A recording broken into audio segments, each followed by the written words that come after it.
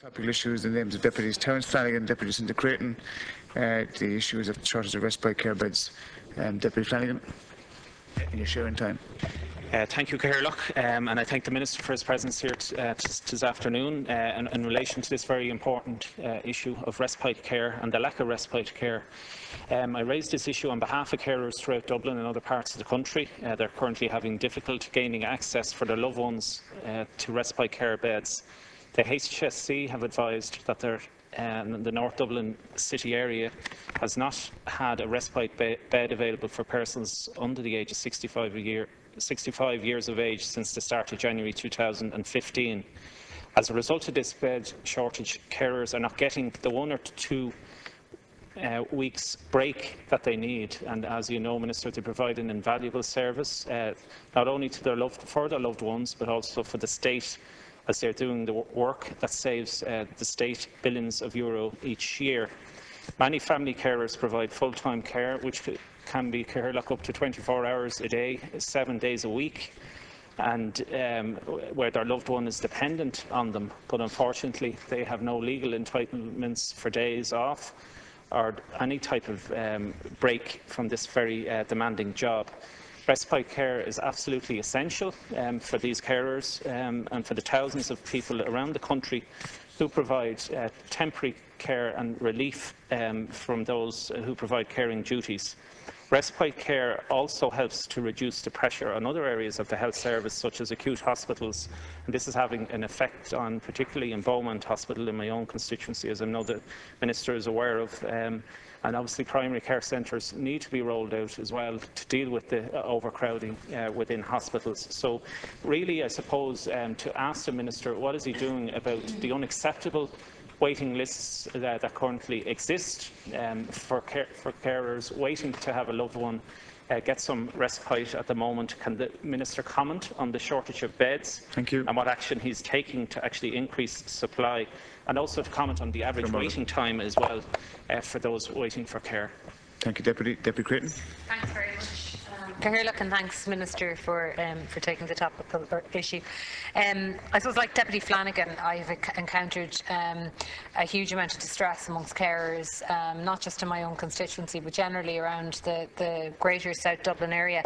I think everybody knows the value that we attach to respite. It's hugely important for carers that they have an opportunity to break from routine. It's also hugely important for their dependents that they have an opportunity, particularly in the case of children with intellectual disabilities and so on, to have the opportunity to express their independence and to go into a different environment. I particularly have met with a group of parents who are spread right across the South Dublin area, all of whom care for adult children with intellectual disabilities. And back in 2012, 2013, they were in receipt of 20 days respite per year. That figure has now reduced to 12 nights respite per year, and in some instances parents actually carers don't receive any respite at all. It seems to be quite random, quite ad hoc, and it's causing quite a large amount of distress. There are also instances where respite care has actually been arranged and agreed to, and because of the changes in staffing, often the notice period is now much longer than it used to be, so they might arrange it weeks, if not months in advance, and then at short notice, because of emergency residential care requests, the respite care is actually cancelled at the very last minute, literally on the afternoon or the evening that the break or the respite care was supposed to begin. So that makes it very difficult for families to plan, and makes it very difficult for carers to provide the sort of adequate care that they need to their dependents. Thank you. I'd like to thank Deputies Flanagan and Creighton for raising this issue today and for allowing me to address it in the House and taking this debate on behalf of Minister Lynch. A key objective of this government's health policy is to support people to live in dignity and independence in their own homes and communities for as long as possible. Carers are vital to achieve this objective and are considered to be the backbone of care provision in Ireland. A break from caring can lessen the psychological and emotional stress they experience and can help carers to continue to provide the support that they give. Respite services for adults and children with disabilities are provided in a variety of settings, depending on the needs of the family and available resources. In 2015, 5,274 people with a disability are expected to avail of residential care-based respite services, utilising 190,000 bed nights. In addition, between 2,000 and 2,500 avail of non-centre-based respite services, such as holiday residential placement, occasional respite with the host family, overnight respite in the home and summer camps. The provision of residential respite services for people with a disability has come under increased pressure in recent years. Any available development funding has focused mostly on the provision of day places for pupils graduating from school, or rehabilitative training programmes, or emergency residential placements. The need for increased respite facilities is acknowledged by the HSE, and the HSE continues to work with agencies to explore various ways of responding to their needs. For older people's services, respite can be provided via an enhanced home care package for the period of respite, or in public or private nursing home beds. Respite can also be contracted by the HSE in private nursing homes. There are about 1,860 short-stay public beds, including step-up and step-down care, rehab and respite care, which are used in a flexible manner to meet local needs at any given time. They're interchangeable for use depending on demand. It's acknowledged that there's a higher level of respite care required across the Greater Dublin area.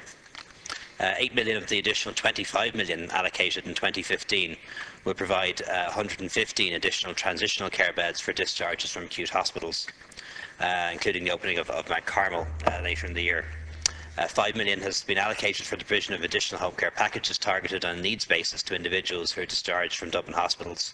This will assist in allowing individuals to return and to remain at home, and supports the carers in the provision of in-home services. This is in addition to the 315 million that has been provided nationally for home support services. This stronger emphasis on home care and other community services provides a greater range of options to avoid admission to acute hospitals, support early discharges, and where appropriate to rehabilitate and re-able patients after periods of particular difficulty.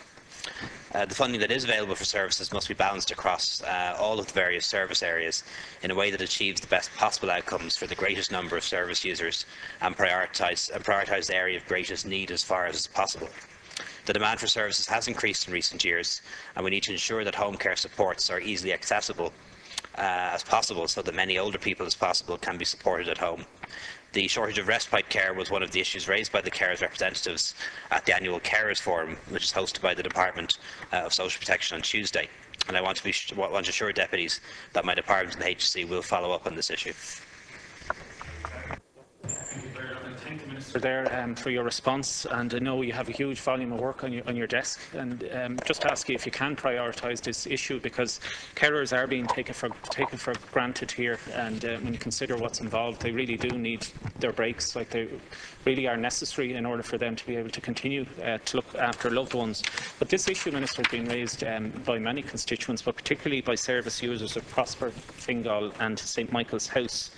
And one constituent was informed by St Michael's House that although they recognise more respite is needed, that they do not have the funding in order to provide that service. And the HSE advised at the end of December last year that a restrictive budget has meant that they've had to reduce respite care services. So obviously more beds is what's needed here, and they need to be freed up on a more regular basis so that it's spread among more families. But regarding the annual Carers Forum, can you just outline some of the issues raised and what progress or what plan you're going to put in place around them? And also, has there any update regarding the National Carers Strategy? And also, in conclusion, can you speak with your colleague, the Minister for Social Protection, and ask her to look at the respite care grant, which sadly has been reduced in recent years from 1,700 to 1,375. Thank you, Deputy. It's scandalous. I think these people need to be looked after properly, and hopefully the Minister can do that. Dr. Creighton. Thanks, Minister, for your reply. And I don't want to repeat what Deputy Flanagan has said. I would be interested to hear some feedback from the Carers Forum, which was hosted on Tuesday. And I suppose to have maybe a little bit more of an insight in terms of what you believe is required in order to deal with the backlog now for respite, which exists not just in Dublin but right across the country, in terms of bed numbers and in terms of capital expenditure ultimately. I mean, what would be the ideal? Thank you. Margaret. And Tara. The Carers Forum is operated by the Department of Social Protection, so the HSE obviously takes part in it for the obvious reasons, but it's not something that the Department of Health operates, and the same applies to the Carers Strategy is led by the Minister for Social Protection, so it'd be wrong of me to give an update or a report on that, given that I wasn't present and that it was under the Department of Social Protection. But I'm sure all sorts of issues related to domiciliary care and respite care grants and so on were raised, or I would expect that to be the case. On respite, I've certainly had one or two cases in my own constituency of people who haven't been able to get respite, where it has happened in a lot of cases because emergency residential care was required for somebody else. And I suppose that's just the nature of these things, whether it's financial, there's already always competing demands, and where there's a social care, personal care, health need, they're very often people who at that particular point in time need it a little bit more. But I'll certainly seek a report from the HSE on it and ask what additional measures could be put in to ensure that we do have adequate respite facilities for carers, because obviously we do want to be able to support them in what they do, and the fact that they do what they do obviously reduces the need for long-term residential care, or the potential for it, were they not to offer the service that they provide already. Margaret.